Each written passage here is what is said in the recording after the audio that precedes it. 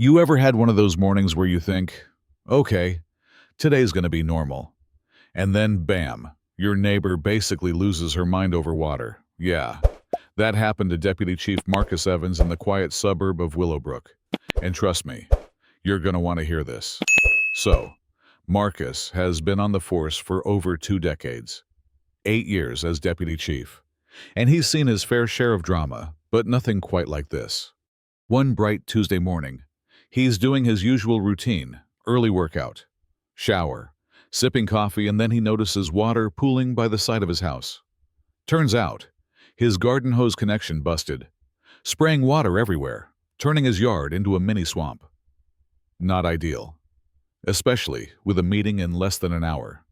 So, he does what any responsible homeowner would do. He shuts off his main water valve to stop the damage, planning to fix it later. Enter Patricia Harper, the new neighbor who moved in 3 months ago. Picture this mid-50s, wrapped in a purple towel, shampoo still in her hair, storming across their shared lawn like she owns the place. She's furious because her shower just went cold. Turns out, she had an unauthorized connection to Marcus's water line since she moved in, because the city hadn't hooked her up yet. Yeah, that's right, she was basically stealing water. Marcus tries to explain calmly that he shut off his water to fix a leak on his property. But Patricia, with that classic entitlement and a sprinkle of racism, accuses him of being a fake cop. With that uniform, please. She spits right on him literally. Now, you'd think anyone would lose it right there. But Marcus stays cool, warns her she just assaulted an officer, and tells her to get back on her side of the fence. But wait, it gets crazier.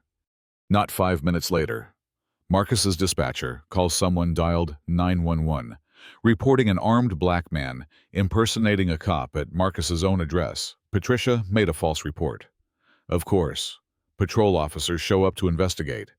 Marcus's team uncovers the illegal water hookup. Patricia never had permission, and it was dangerously done under some mulch near his house. City code violation, potential fines, and jail time on the table.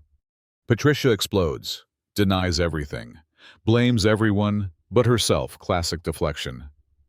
Then a utility worker arrives, confirms the unsafe connection, and the police issue citations: false 911 call, assault on an officer, and utility tampering. Patricia retreats to her house, threatening media exposure. But it's clear she's losing the battle. Fast forward a few days, Patricia moves out, pays a hefty fine for water theft, and the neighborhood finally breathes. New neighbors move in, respectful folks who actually want to be part of the community. Marcus reflects on how social media almost twisted the story, how misinformation spreads faster than facts, and how sometimes truth needs a little help to shine. Now here's a twist. Patricia's attorney shows up, trying to intimidate Marcus with legal threats and cease and desist letters. But Marcus isn't fazed. He knows the facts. The law's on his side, and he's ready for whatever comes next. The story ends with a quiet victory. Patricia gone, the water lines fixed, and justice served with a side of karma. But here's where it gets interesting. Some in the community still whisper about bias. Others argue about entitlement and privilege. Was Marcus too harsh? Did Patricia deserve the backlash?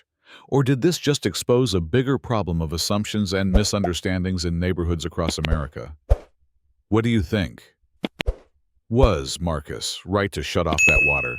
Should Patricia have been more responsible? Or is there a deeper story about how we treat our neighbors and authority figures?